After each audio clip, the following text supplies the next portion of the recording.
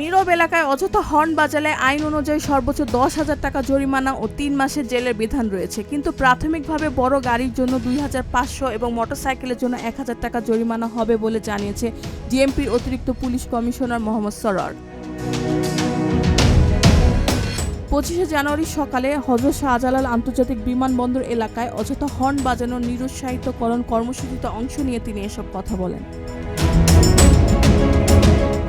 মোহাম্মদ সরোয়ার বলেন, একই অপরাধ বরাবর করলে কঠোর ব্যবস্থা নেওয়া হবে। তিনি জানান, প্রথম 2 বার জরিমানা হওয়ার পর 5 বার একই অপরাধ করলে চালকদের লাইসেন্সের পয়েন্ট কাটা হবে। এভাবে পয়েন্ট কাটতে কাটতে এক পর্যায়ে সংশ্লিষ্ট চালকের লাইসেন্স বাতিল হয়ে যাবে।